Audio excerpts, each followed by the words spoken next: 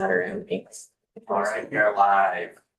All right, good morning, everyone. Welcome to Government Operations and Military Affairs. It is Friday, February 6th, and we are picking up our first order of business with H67, an act relating to legislative operations and government accountability. It's a piece we did a lot of work on last session and getting into last session. And so we're over the off session at the beginning of this year. Folks were trying to work out some concerns. And so what we're doing today is hearing from the Deputy State Auditor and others who worked on this. Tim Ash, how you doing, Tim?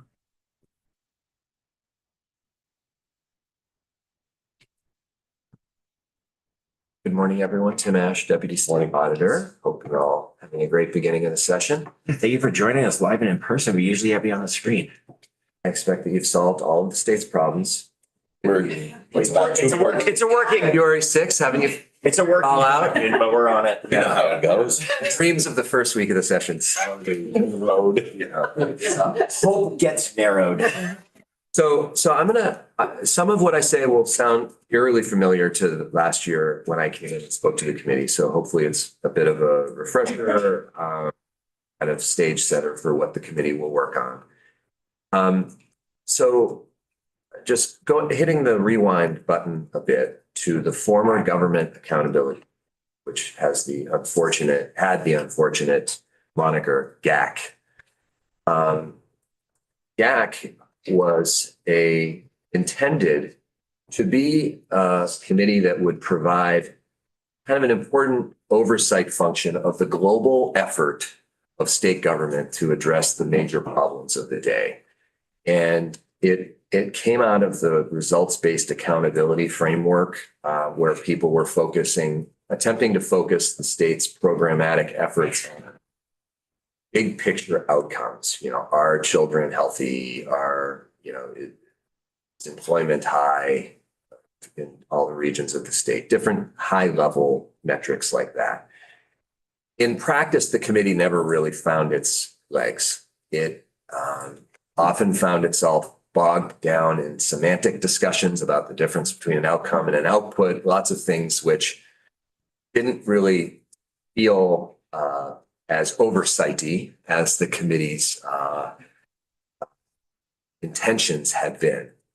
And so focusing on population indicators and things, which has its uses, seemed to be divorced from what most legislators who were appointed to the committee were hoping to achieve, which was to say, we want these things. Are we actually evaluating how our state is performing to deliver those things? And that wasn't really happening. It wasn't clicking. And so after years of the committee struggling with energy levels and desire for people to even serve on it, I believe it was 2022 that the committee was eliminated, which is a very rare thing for the legislature to eliminate one of its joint committees, but it eliminated the committee. And it was at the same time, the legislature said, we don't want to give up the vision of having a meaningful oversight function in the legislature. So they created a summer committee called Summer GAC. And Summer GAC actually had some really fascinating meetings. And to the extent those videos are online, there are at least a couple of them which really point the way to what I think the promise of a government oversight committee or a government accountability committee could be. The specific one I would point you to, and I'll email you if you haven't seen it, the presentation from folks from New Mexico, the legislative staff there, was just really eye-opening about the kind of ongoing support and intervention that could happen in a positive, productive way to stay on top of the key priorities of the legislature and hold the administration accountable, not with the goal of making them look bad, but making sure that the results that were intended when laws are passed or the budget is produced actually occur. So that Summer GAC committee did recommend the reestablishment of a new government accountability committee with a focus that would be more on government performance and less on these somewhat more conceptual, theoretical aims, these population indicators. That was 4 years ago. So each year since, and this committee has really been a leader in trying to find a path forward to reestablish a meaningful government accountability function in the legislature. And different hurdles have been hit. And I think it's not worth revisiting them, except that I think some people were worried that it would be a committee that would be too politicized, that the inquiries would be ones that were meant to go after this governor or a future governor. Or a particular commissioner or secretary. There were some who thought that the language which contemplated possibly having subpoena power was a bit of a power, too much power perhaps to be delegating to this committee, which was really supposed to be focusing on government performance. And so I think that set off some red flags. And then some people, I think, were just a little confused, like, well, we have a joint fiscal committee in the off season. They're supposed to be monitoring the money. What would this group really do?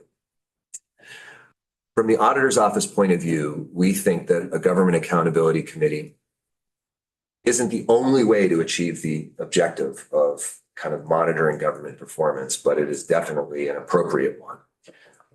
There are other alternatives. For instance, every committee could be asked to be more mindful of staying on top of the bills they pass, that the expectations of deliverables are met, that the money is used and creates the results that were imagined.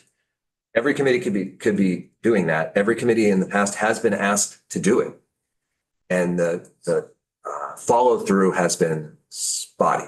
There has just not been the consistent application of these kinds of accountability tools. So you might have one or two committees every biennium that are overachievers. They really believe in that follow-up work and accountability work.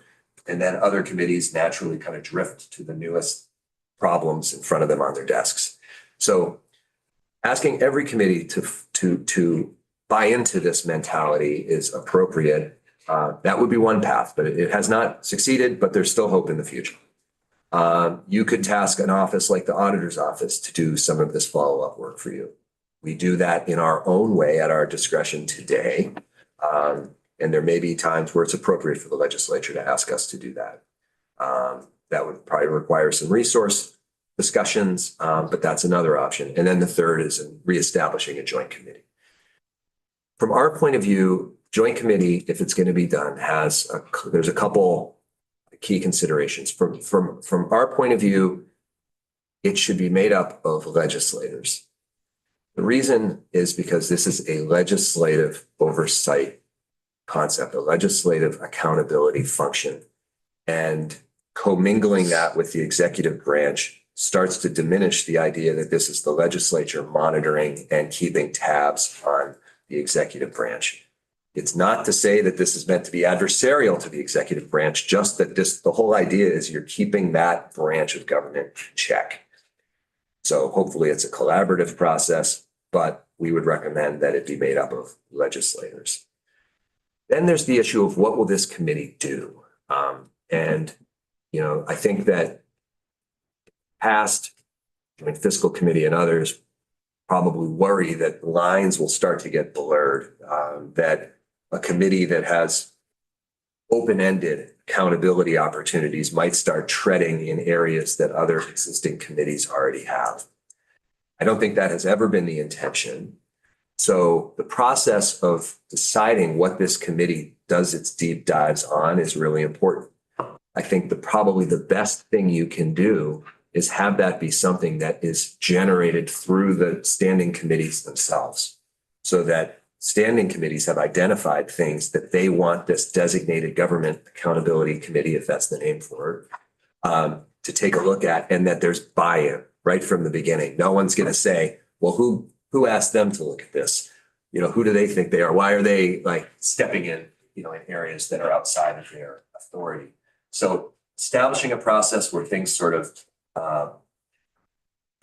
things don't funnel up, but establishing a process where the ideas sort of slowly filter up so that some of these high impact areas are getting the extra level of review that they.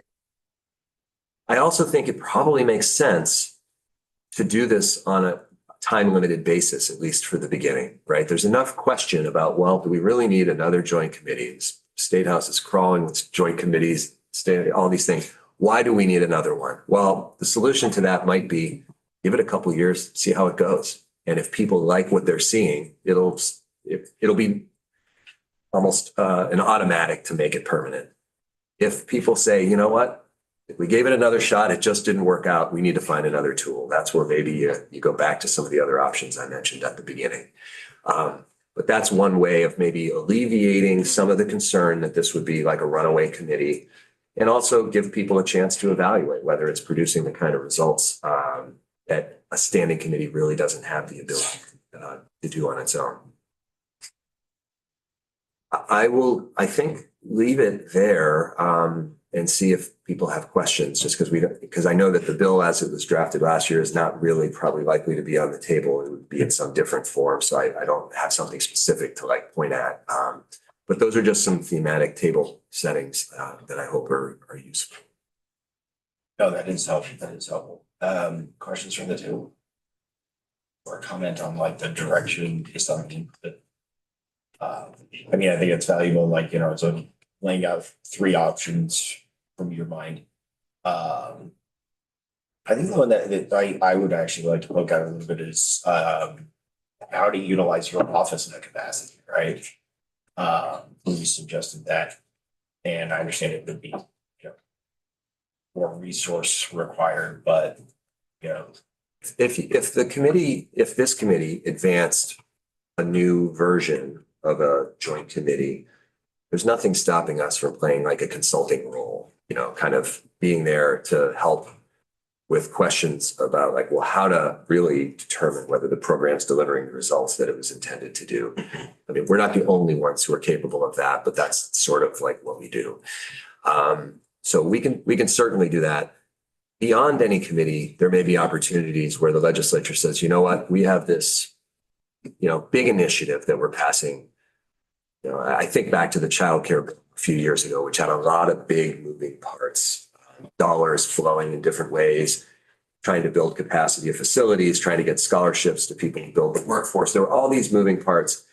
If we could go back in time, I think that one actually did have some built-in accountability and report back. So that was actually, I think, kind of a star student in that regard.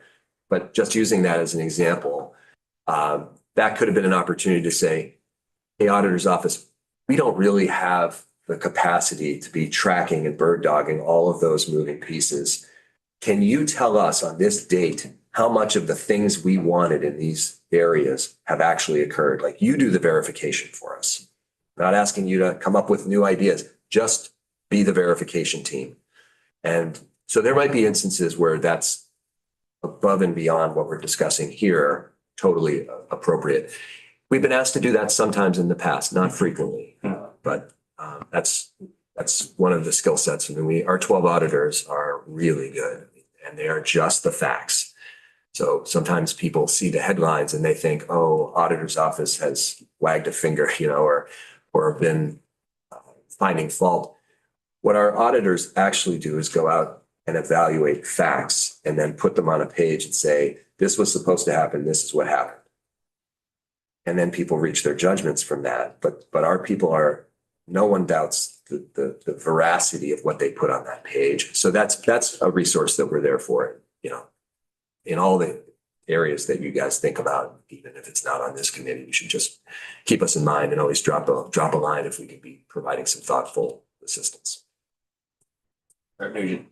I was just wondering if you had thoughts, because I think having been in a lot of committees that some function well and some don't, and I think I'm wondering for this one if you have thoughts about narrowing the scope at first to some concrete projects, whether that's developing a tool for the legislature, like a checklist that looked at legislation before it gets out the door. Have we built-in evaluation tools, and are they the right tools, and are they measuring what we want to measure type of thing? Or is this supposed to look at one area of government?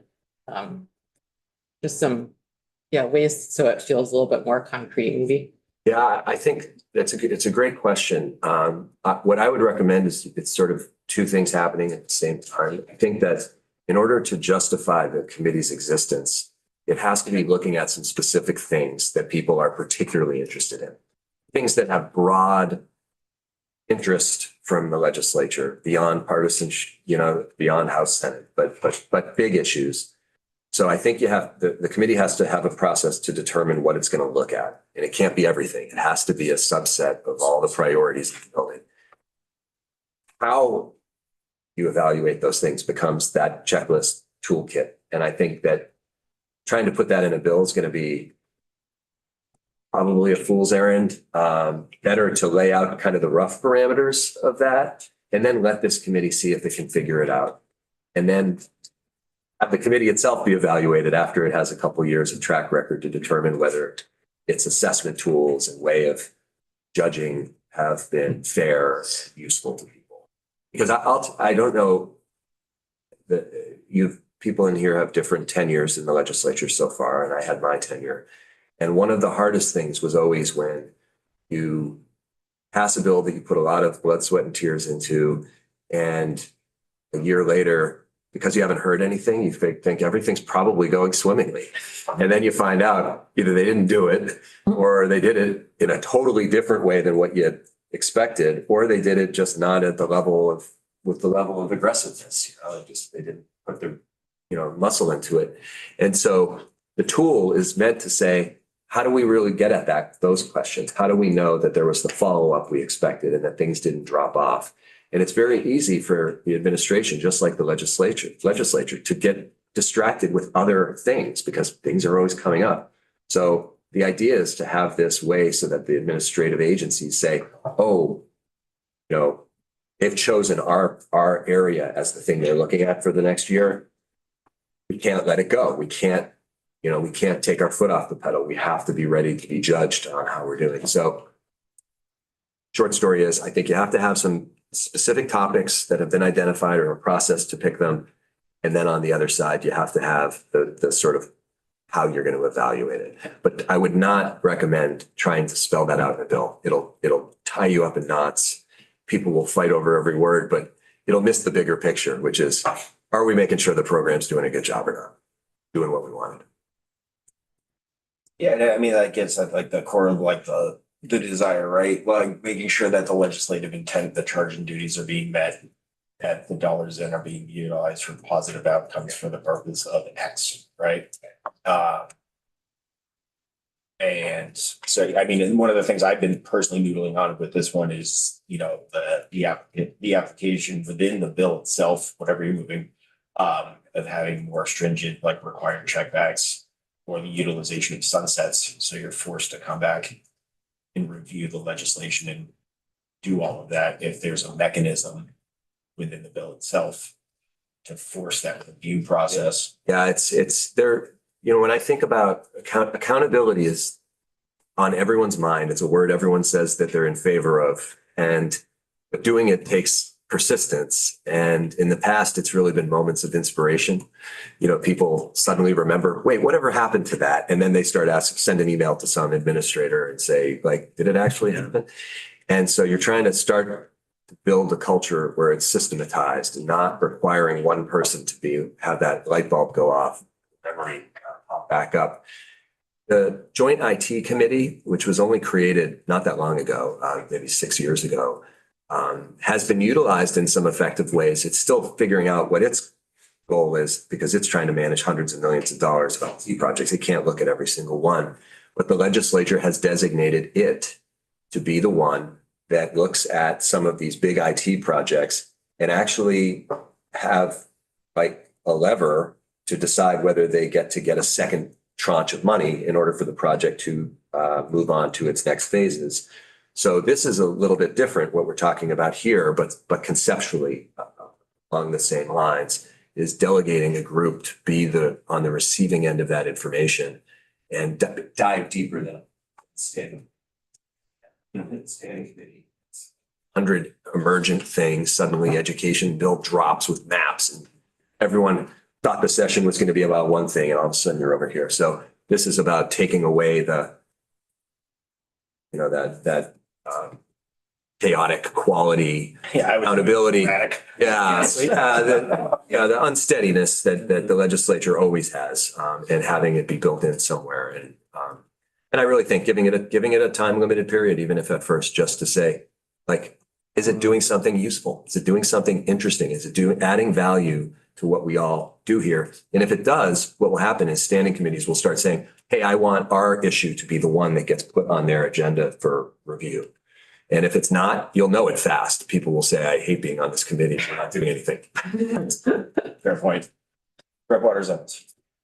So when you just said people will ask for their programs or, to be included in this, when Rep. Wyden and Rep. Garofano and I have been working on this, for forever, you know what I mean? Trying to figure out a good path for it. And a lot of the, hesitation that we heard from our colleagues, some of it was, we don't have the money, we don't have the time, we don't have the staff, which is, a real thing to delve into some of these items. And interestingly enough, and you touched on it a couple of times, but I was hoping you could talk a little bit, it seems like a wackadoo question, but like about the emotional aspect or like the fear or the worry that, people keep saying the word witch hunt or like coming after us or like, and we have been discussing, the three of us, this whole time, how like we would like it to be a more positive, forward looking, like forward reaching, like improvement situation, not like we're going to take all your money because you did a bad job. So like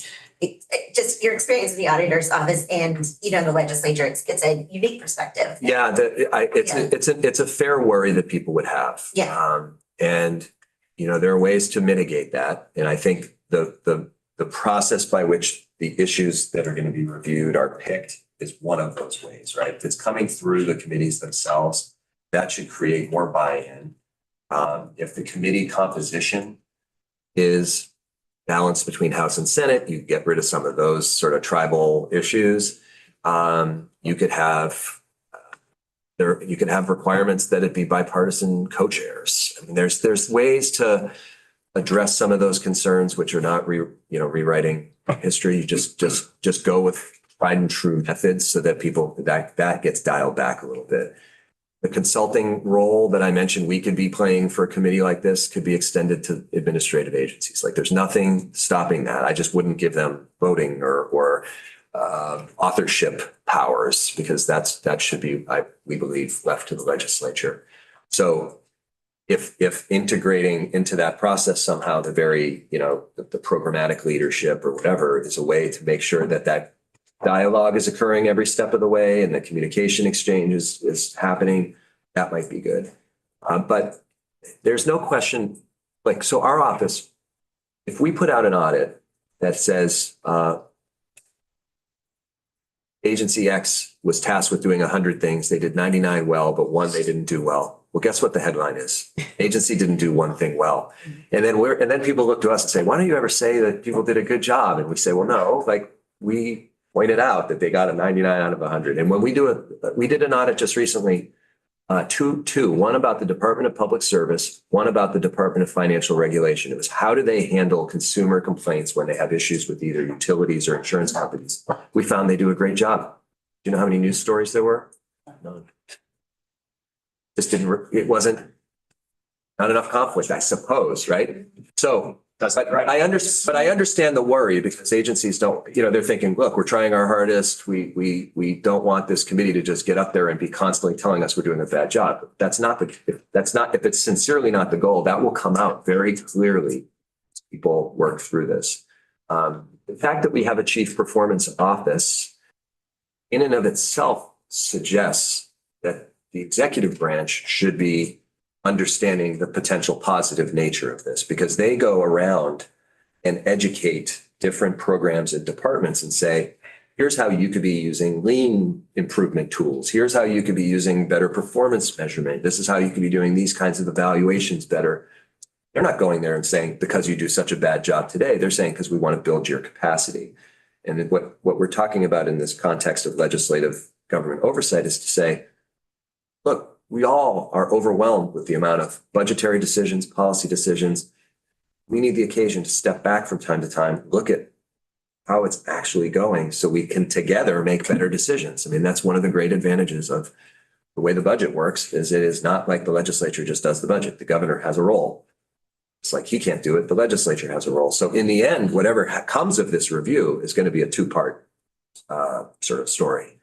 So anyways, I think that the worries, I understand them, but I would hope that so long as the entire presentation is that this is meant to allow us to keep a better handle on how things are going and work to improve things where things have fallen off a little bit, there should be, I hope, good receptivity to that. No, thank you for that insight. Here I am saying this because, of course, from the auditor's office, you know, like we want people to be thrilled when we call and say, hey, we're auditing you. It doesn't always go that way. Yeah, I bet you the nerves Hi, react. calling from the auditor's office, Yeah. silence. That's pretty much every call today. The neighbor group. Well, that would be great if people said, oh, the Government Accountability Committee wants to look at our stuff. That's so exciting. We'll. Yes, let's not, we probably shouldn't be naive enough to think that will be the, but if the process plays out that this committee has talked about in the past, that would ultimately be, people would say, oh, this is an opportunity to really shine a light on the good we're doing. Yeah. As well, like, right, like that has to be, it's celebrating excellence where you see it and then trying to improve where there's improvement needed. And so it's a two-piece thing. And I think program directors and administrators would be well served to think about it that way, that this is an opportunity to really highlight everything we're putting at this particular, policy area or challenge. Rep. Nugent? And also just kind of a comment, but I feel like it's also an opportunity to evaluate, or at the core of it, the quality of the legislation that we're passing. So it's really a check on what we're doing, and is it real world testing with the agencies, and is it achieving what we want to achieve, and are we drafting it thoughtfully and for the comprehension. So I wonder if that would be helpful for us as a legislature to look at it that way. And No, for sure. You learn lessons as you go. I mean, like the original draft last year of the CHIP legislation, the big structure bill, we were asked to review it. And among other things we pointed out, we said, this would allow for the use of significant funds to create second homes or Airbnbs. I don't think that's what's intended. And the committee said, of course, we didn't intend that. And we said, well, before you allow huge sums of money to go out for these infrastructure projects, you might want to tidy up the language. So the kinds of reviews, especially for longer standing programs, are an opportunity to say, oh, geez, if we could go back in time, we would probably have included slightly tighter language. So now either we make that change now, or the next time we do a program like this, we've got the insight to do it. Rulemaking is something that our office has opined on, so to speak, where we realized that legislative committees were taking very different approaches to rulemaking requirements. Sometimes committees were saying, you may make rules. Other times they were saying shall, but it wasn't always clear that they were. The use of may and shall obviously is this very important distinction. And there were instances where people wanted to require it, but were using may. Other people wanted it by a date certain, but they weren't saying shall by a date certain. And they weren't staging these things. So we basically came up with a set of recommendations to LCAR to say you need to work with Leg Council so that every time rulemaking provisions are going into a bill, you ask the following questions. Do you want to require it or just authorize it? Do you care when it's done? Do you want to break it into parts? So the rulemaking provisions in legislation have now been becoming more consistently applied. And that's the kind of thing that could be learned by this committee and then distributed for use by others, for sure. Sorry, I could go on and on. I think of the caffeine or something. I understand the feeling.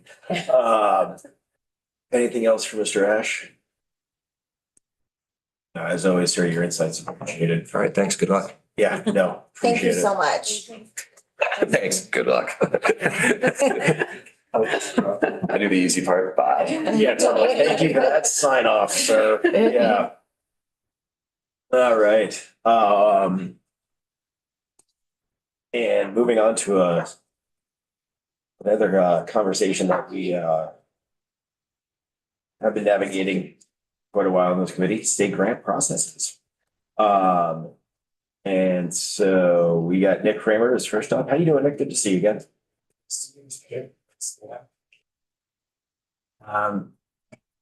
Shall I dive in? Yeah, please. Cool. So for the record, Nick Kramer, I'm the Chief Operating Officer of the Agency of Administration. Good to see you all again. It's been, feels like years, but I think it was just a couple weeks, right? It's that time of year. I actually really appreciate, I'm glad I got here a couple minutes early, caught the end of Tim's testimony. I think this is a perfect segue, right? Accountability and improvements, right? So what we're talking about. Perfect. It's all like dovetail. the wheels are turning. Yeah, my comments might be slightly different from the auditors, but that's to be expected, right? No, I think this topic of grants and state grants improvement, I think will be not new to anybody in this committee, right? This is something this committee and your colleagues have been wrestling with for a number of years. And I think that's reflects that with all of our administrative processes, which the agency of administration owns, these are living, breathing documents in some cases. I'm going to talk about Bulletin 5 a bit today and Bulletin 3.5 that covers contracts, right? So these guidance documents, but really like these protocols, these processes, how we do business are constantly evolving, right? So I think it's appropriate to be having kind of perennial conversations about that's something I'll touch on in testimony. So I won't, because I think I've got like 20 minutes, right, Mr. Chair, and then you've got a couple other witnesses for the rest of the room. So I'll be brief, but and won't go deep into the background, but suffice it to say, the topic comes up frequently about state grants administration. At a super high level, of course, the goal of grants being to get money out to our critical partners and providers that provide a range of services and benefits for Vermonters that government can't do itself. And so there's always this tension, I think, between wanting to do right by those partners and make the granting process as easy and streamlined and efficient as possible and logical. And then, of course, in some cases, particularly when federal funds are involved, right, there's a whole set of requirements that the state, as the recipient of federal money, is held to, that we have to kind of pass along some of those obligations to our subrecipients and such, right? And then also, again, at a high level, that we are the stewards of public funding, right? And we have kind of a moral obligation to ensure that any money, that taxpayer dollars that are going out the door are well spent, and have that sort of financial oversight. So I just mentioned those themes at the outset, right? That this is what we're always chewing on. What I'm here to talk about today is a series of meetings we held over the summer. This was not in response to any particular legislation, not a legislative charge per se, but in recognition that there have been these conversations ongoing. We heard, I think over the last couple of years, testimony from a variety of state grants partners with some ideas for improvement for state grants, right? And we at the Agency of Administration felt like it would be great to have a conversation, to do a bit of a deeper dive, have that point of connection directly with stakeholders and kind of facilitate a process, right? Where we can listen, we can take feedback, pose some changes, vet those changes with our partners and move forward. So I'm really proud personally of the work that's happened over the last 6 years. I claim personal responsibility for very, very little of it. We have I think this committee's heard from some of our grants wizards and wizardresses that really do like a ton of work in this space, and are these just like really hardworking, diligent public servants. They have put a lot of effort to what I'm about to describe. But so the high level Spark Notes are, we met a couple times over the summer in person with representatives from the nonprofit sector. I think you'll hear from Emma in a little bit. And I won't name everybody in the interest of time, but representatives from the RPCs. I think Charlie Baker is also on the witness list, and VLCT. And we got together and posed the question, all right, like what's not working, right? Let's gather some information on what are the pain points in the current grants processes, what are some ideas, some opportunities for improvement, things like that. We had a whole we had 3 2-hour meetings in person in Montpelier. The first meeting was completely devoted just to listening. The state side, we said very little, gathered all the feedback, compiled a long list of notes, maybe asked some clarifying questions. We heard, then the second meeting was about us digesting that, reflecting back what we heard, some potential ideas for improvements. And then the third meeting was ultimately about refining those into some ideas for action. But the themes that emerged in those conversations, I think there were a number of them, a number of specific issues. You know, you can get really granular in this space, but we heard a lot about advanced payment and the timing of payments, and that's in some cases as important, if not more important, than the size of a grant that an entity gets. We heard a lot about sort of the challenges of inconsistency across departments. You know, you talk to one department and they do it one way, or they have one form, you go to another and it's completely different, right? And for something like a municipality who might be dealing with AOT and AHS and ANR all in the same week, that can be really frustrating. We heard about an ongoing theme of needing, like I said at the outset, sort of the tension of wanting to be sure we're complete with our information and getting what we need from like an audit perspective, but really streamlining whenever we can, right? These are not everybody applying for a state grant has like a deep financial background. And even those that do don't want to spend 4 hours filling out an application with 20 needless pages, right? And then generally kind of related to that, clarity and training, right? What are the resources we're providing as a state government to help steward people through the process? There were other things, you know, indirect rates are a topic that came up. I'll try to touch on that in a second, but those are, I'd say, some of the buckets of things we heard. We are proposing, and this was sort of part of meeting 2 and meeting 3, and then the ongoing changes to address a lot of that. So the bulk of the work that's happening is in the form of an update to Bulletin 5, which is the state grants grant bulletin. It's not 100 pages. It's pretty close. I don't know off the top of my head. It's not a short document, right? But very in detail. And some of the changes that we're implementing, right, were direct feedback from partners. Some things, low-hanging fruit was really easy, right? Like some more guidance about what's a contract, what's a grant. That's something we've heard a lot, and that's sort of a murky definition. So we're adding some more clarity there. There's new and improved language on top of what was already new and improved language regarding indirect rates that just happened in the last couple of years, partly in response to conversations that were happening in this committee. So some consistency in how state entities were allowed to calculate indirect rates and sort of clarifying what the process is and how it relates to the federally negotiated indirect rates. There is a whole new section being contemplated on advanced payment and just payment generally and payment timeframes. So, and that's kind of combined with what I'll talk more about in a second, but we've created a lot of additional optional, these aren't necessarily like mandatory forms, but a lot of resources and materials to help guide folks from all ranges of experience through the process, checklists and informational sheets and kind of pre-award, like, have you done X, Y, and Z to help avoid a lot of headache later? Or are you interested in negotiating an indirect rate? Here's a fact sheet to try to do, because that can be a really complicated exercise that sometimes doesn't actually yield the results people want.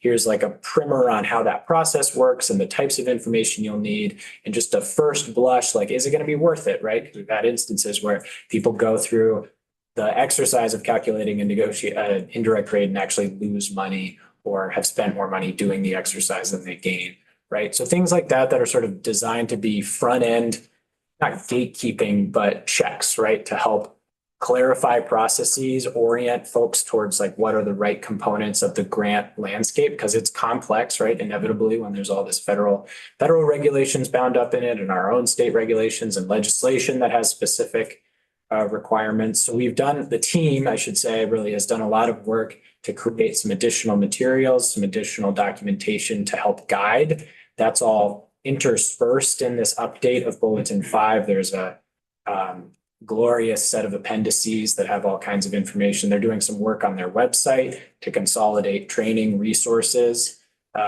into like a really easy public-facing navigable page. I mentioned like one of the points of feedback we heard was a need for standardization across the enterprise. This whole exercise, I think, has been, even from an internal perspective, really valuable. Because part of what we did was bring together, I was facilitating the conversation, but certainly not a subject matter expert. We had folks from AOT, ANR, AHS, and I don't even remember who all else, but sort of all the major granting agencies in the state, and just having folks together in the room to listen directly to partners, hear their feedback, compare notes of like, oh yeah, this is how we do it. Oh, this is how we do it. We didn't know we were allowed to do it that way, right? There were gaps. I'll just fully acknowledge gaps in information even within the state in terms of what was kind of allowable under our current guidance. So a lot of these updates are really designed to clarify, standardize. In many cases, we're saying like risk assessments, which is a big piece of advanced payment, right? Trying to assess like if a particular entity can conscionably be eligible for advanced payment. Those were all over the place. There were a number of different sort of optional forms. Different agencies have their own criteria. So standardizing that, kind of directing as a state, this is how we do things. In a lot of cases, we're saying, okay, if an applicant or an entity has already completed this form, this paperwork with this agency, right?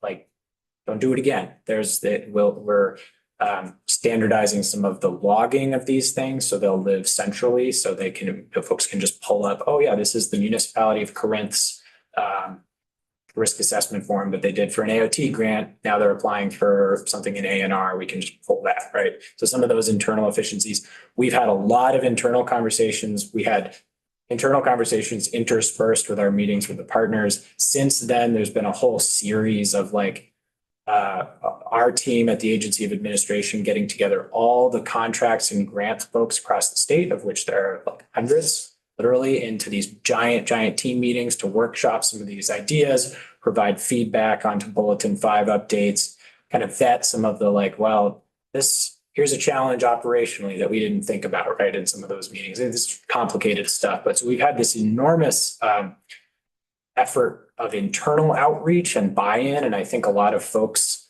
what I've heard is that a lot of the folks internally who have grants and contracts and are part of the grants administration are excited about some of these changes.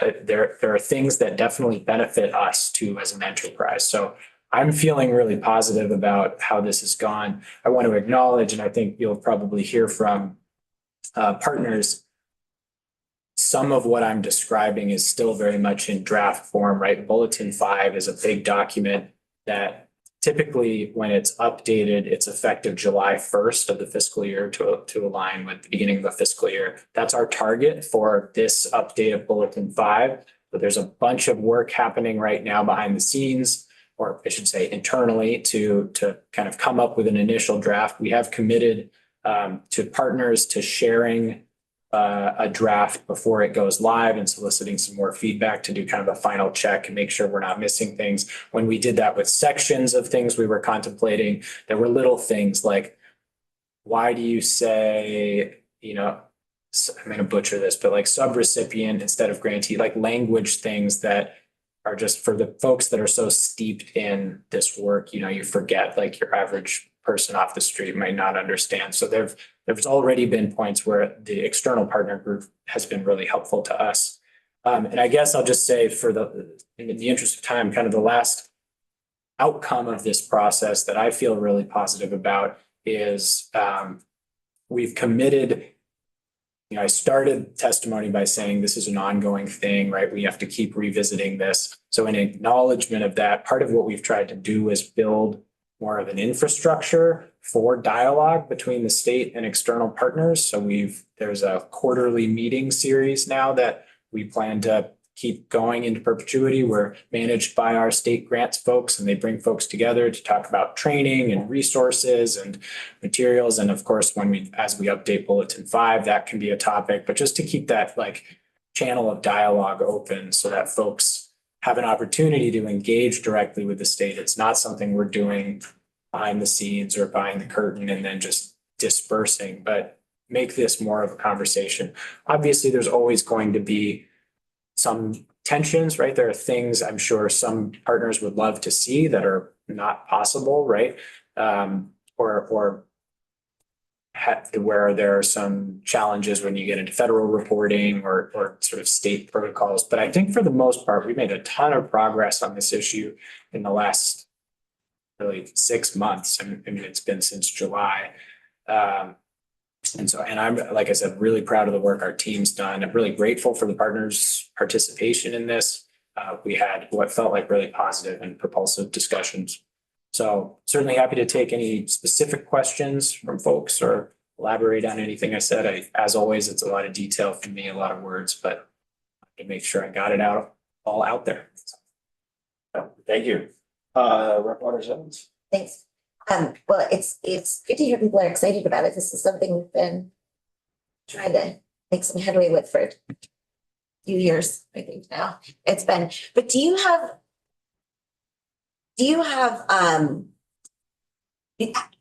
how much time does it take to execute a grant? Like, Entirely depends on the yeah, for the grant, right? do you have a span? Is it a day? Is it a week? Do you do it? You know, is it months? Is it years? Do you do them retroactively? Do you? Yes. You do. Okay. Yes to all of those things. Okay. So I'll let you finish the question, Representative. No, so I was wondering about the time and how long it takes. I think it depends on a lot of factors, right? It Yeah. depends on the nature of the grant, right?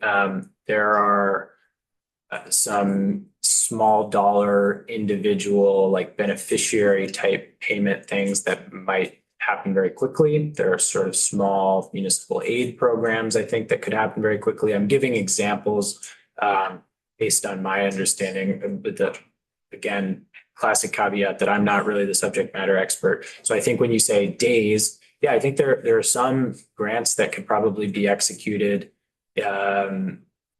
quickly, right? And nobody would bat an eye. There are some that take much longer, that take a lot of specific information from applicants. Sometimes if there's errors in the application or missing information, there's follow-up required, depending on the nature of the agency, right? And their capacity on the grants administration side, that can really, we have agencies where there's really no grants, like administrators, who occasionally through like a legislative action or something will get charged with getting money out the door, right? And in that case, there can be a process to kind of build up that infrastructure and that expertise or tap somebody else.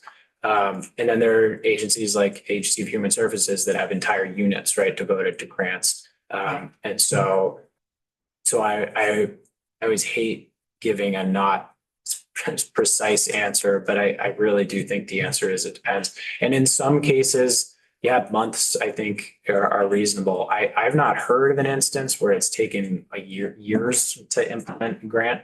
I think if that happened, it would have been really an outlier. I have a couple follow-ups. Okay, you just, do you have different processes for different types of grants or like rules about, okay, if it's this kind, if it's a 1 year thing, then we're just gonna do this quickly and we're gonna, expedite these certain steps, or does everything kind of go through the same process no matter what?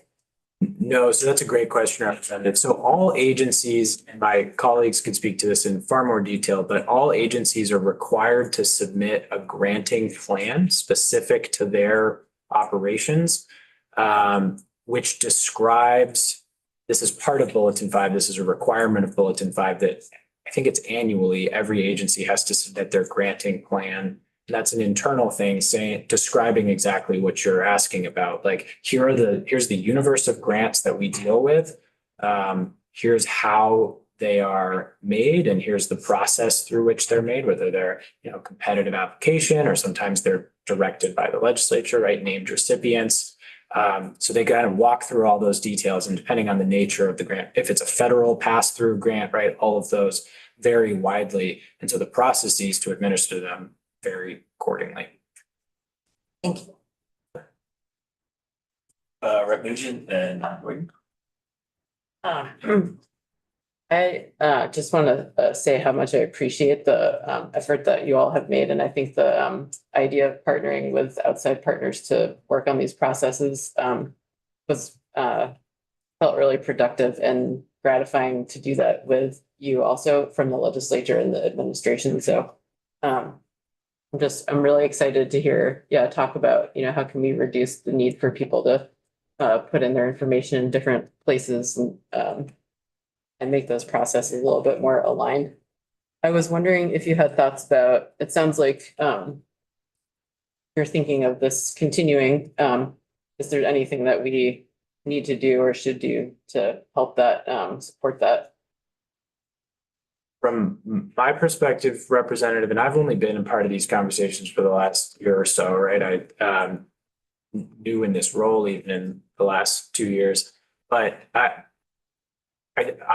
appreciate your comments and totally share the sentiment. Like I've already said, I mean, I felt like this was a really productive series of engagements. I'm happy that that part of the outcome was not like, okay, we've solved it, right? But a commitment on both sides to continuing to come together to work through these. So I would say, I mean, I'm cautiously optimistic, as with all things, that we're on a really good glide path, that we've built some of the infrastructure to keep taking on feedback and make process improvements and have this be like a live discussion. So I'm not coming here with any specific requests for support from the legislature. Would just echo the appreciation for the discussions we had last year to get here, right? There's been legislation that's been considered. This as often happens, right, in the legislature, right? That's what y'all do. This feels to us, to the administration, like an area where we've been really able to kind of lean into our existing capacity and find some time and space to dive into the issue. I think we're on a good path. I certainly would encourage you to ask the same questions of the partners. I'm sure they have their perspective.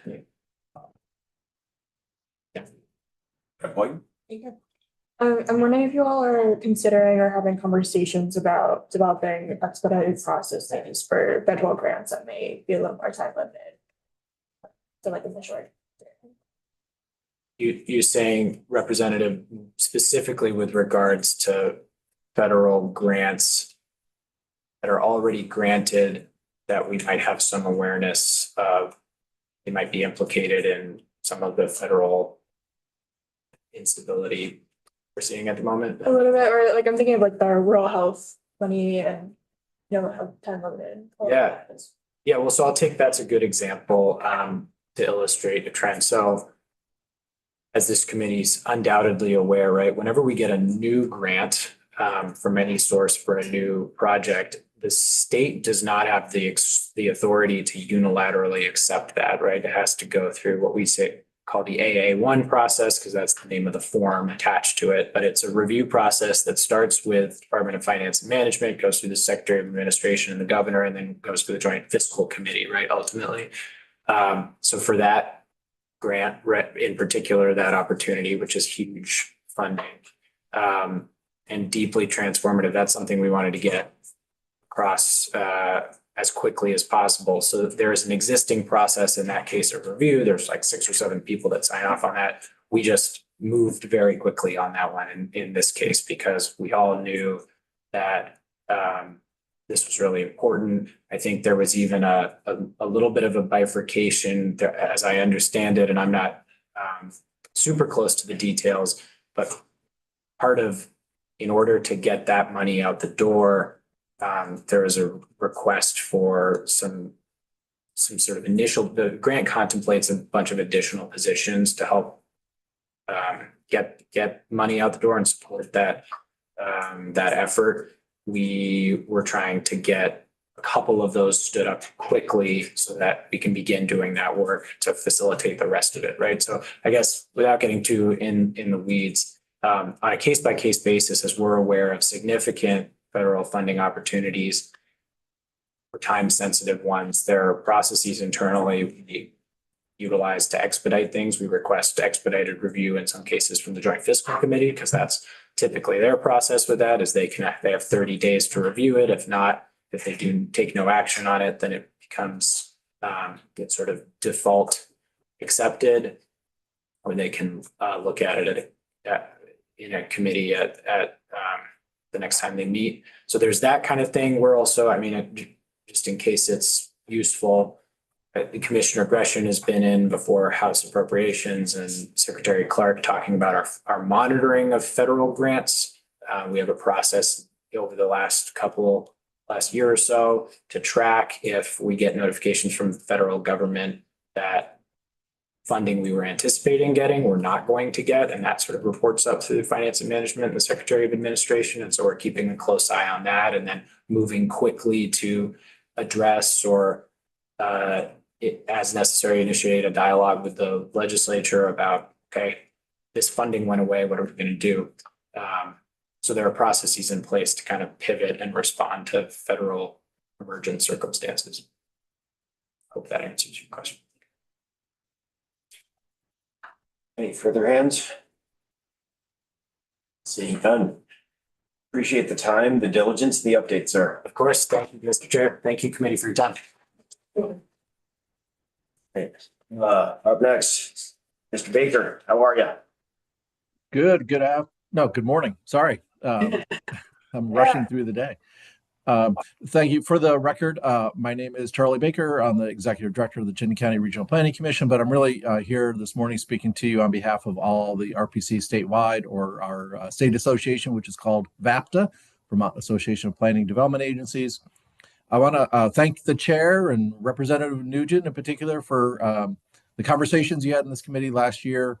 Also really want to thank Secretary Clark and Nick and his team, who really, I think, really followed through on the conversation that we had in the committee last year, took this up, has really been very transparent and getting people around the table, getting his team. I think Nick probably even undersold how much work is going on in his team and across the state. I think at one point, Nick, I think you told us you had, was it a few hundred finance people from every agency gathered together to kind of review these things. So there's really been a lot of great conversation and some progress. I do think I believe that it was helpful to the state to actually have some of us practitioners, those that are grant recipients, kind of give them some feedback as they were editing some pieces.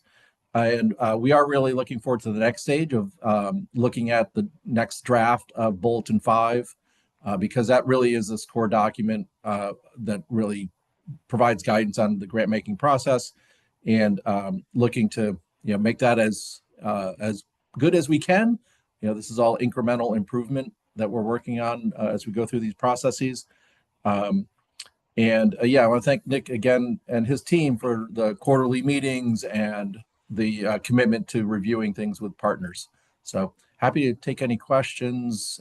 Can talk a little bit about how engaged RPCs are with grants if you'd like, but I do just really want to end with thank you all for bringing this up in your forum, and the administration for taking it on from there. No, thank you, Charlie. That's, it's good to get positive feedback on the process that everybody participated in over the last couple of months. So I'm encouraged to see the enthusiasm. Absolutely. Questions for Mr. Baker at the moment? All right, seeing no hands. No, that just the feedback alone, I think, did justice to the process. Yeah, So thank you, very Charlie. much. Take care. Thank you. Yep. All right. And Emma. It's been a while. How are you? It's nice to be back.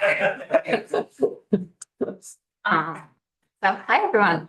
Thanks for having me in today. For the record, I'm Emma Paradise, co-director at Common Good Vermont, which is a statewide program of United Way of Northwest Vermont. And we represent the nonprofit sector. And I want to echo all the appreciation that has been going around in terms of this process for the committee, for the Agency of Administration, for Jordan and Kimberly from AOA, who have put so much work into developing these documents and improvements. So big appreciation to everyone who's participated and supported this work. We're really encouraged and optimistic that this will lead to real improvements that will improve state grant processes. But I also think that doesn't mean we don't have more work to do or shouldn't continue to monitor for changes or where there might be more attention needed. And so we don't, as it's been shared, we don't have that specific information in the Bulletin 5 language yet. But from what we've understood so far, there are a lot of really promising improvements that should be included in that. It's been discussed standardizing budget line item flexibility, which has been an issue for many organizations, streamlining reporting, updating the risk assessment processes for advanced payments. And I think this is one area where we look forward to seeing what that actually looks like. We are hopeful that it will lead to increased eligibility for advanced payments. If not, and hopefully not just more clarity, though that will also be helpful as well. There's a lot more guidance and resources that are being developed, including around indirect rates. We're not clear that this will actually make it easier to receive a higher indirect rate, but it will help organizations who may be applying for an indirect rate evaluate if they want to put the resources into negotiating that and calculating it. So I think that is a first step. We also talked about decoupling the federal indirect rate from Bulletin 5, given potential OMB uniform guidance changes that may be coming, so that we keep that 15% where it is. So a bunch of new resources have been developed online. And I think this creation of the ongoing working group is one of the really most important outcomes of this. I think that's a great way for us to work collaboratively to develop new resources and trainings, as well as really just check in, see how things are going, and identify areas for future improvements. We had our first meeting in January, which included all the folks who've participated in these conversations so far, as well as some nonprofit representatives themselves, which I think is a really great addition. Just having that firsthand experience in a room. And we talked about some priorities, which included indirect rates and advanced payment guidance as some of our key areas. I will say, I don't think that I saw any changes regarding timely payments or contract execution. So while things have been improving there, I think having this group and more clarity around who nonprofits should go to when challenges arise will be helpful in that realm. I also want to highlight that this work still only focuses on state grants, not contracts, which I understand are managed by BGS. And so I think we've learned a lot from this process and are hopeful that we could replicate it with BGS or take similar actions to improve the grant contracting processes as well. And so, yes. Just yeah. on that piece, have you reached out to BGS or anyone within this conversation of stakeholders to try and? Not yet, I think, Okay. yeah, but that is on our next steps list for sure. You know, if you need help with an introduction. I appreciate that. I may take you up on this. And so, yeah, I think really happy with how things are going and really looking forward to seeing the Bulletin 5 updates and having the opportunity to provide feedback while there is still time to do so. So that will happen.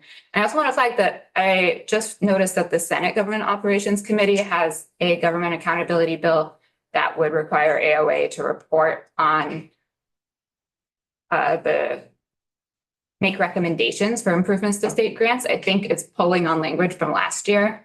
But I think that if that language were updated so that it were focused more on monitoring and how things are going, I think there could be value in that. So I just wanted to flag that for the committee, and I will reach out to them as well. And yeah, so I think really looking forward to providing that feedback. And I also wanted to share a related appropriation request that Common Good is putting forward that would support this work. I have summaries of that I can hand out to the committee. And so Common Good is requesting state funding to strengthen Vermont's nonprofit sector.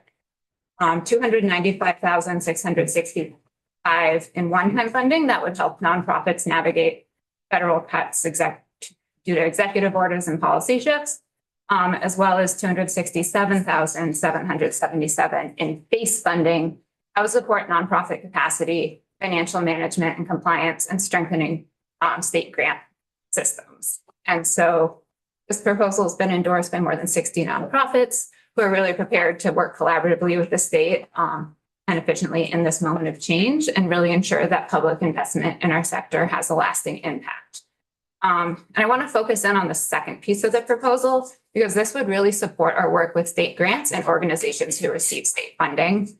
And I think that this is one way to support our work with the state. The working group is a great next step, but I think both partners and the state, we have limited capacity, limited resources to actually act on the trainings and resources that that group is developing. And I think this is one way that we can really support this work moving forward. And this would also provide more resources to work with the state on addressing contracting challenges as well. So that section of the proposal really focuses on developing trainings and resources. These could be webinars, these could be a state conference where nonprofits and other grantee entities could collaborate with the state on trainings and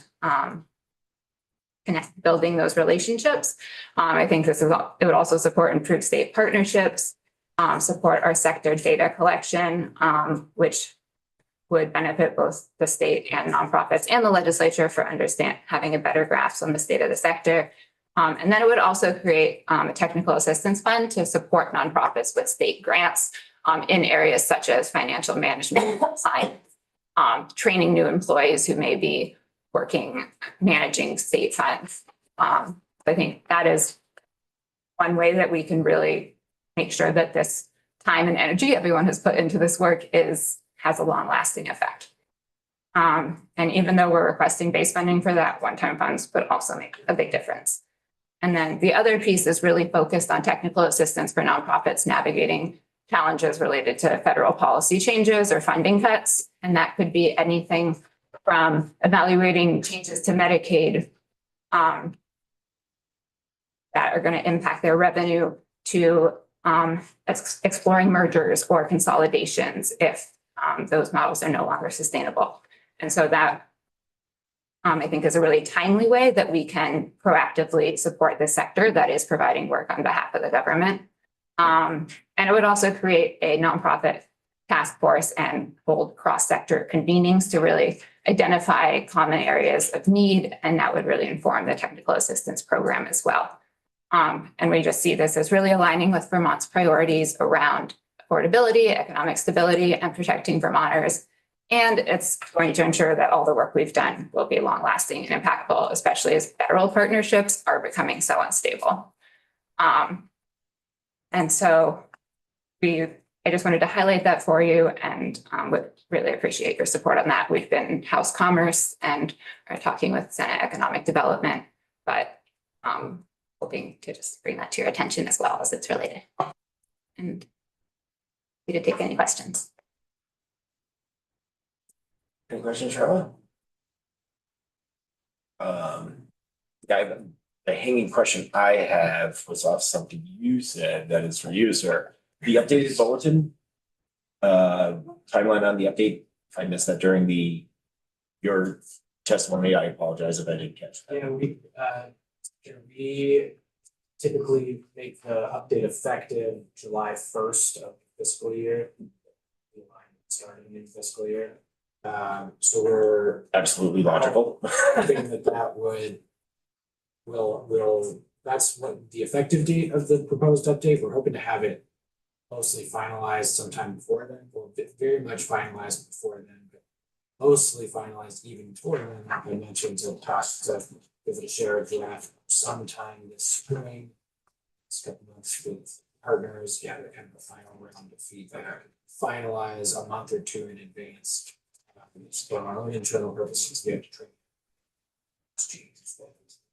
Folks have been participating and are aware of such a really roll and statewide to make sure everybody's aware of the changes as a processing. Great. So, but the intent is to share the draft with a stakeholder group, get feedback in order to make sure everything's dialed in for.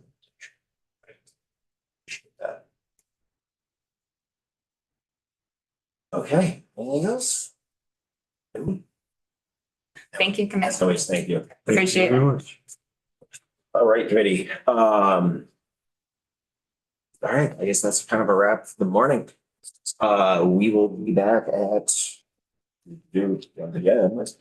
and we are going to have a flyby on AH 578 Act relating to penalties and procedures for animal cruelty and the offenses. And so that's something coming out of judiciary. We're taking a look at it. So that'll be our first order of business at 1 p.m.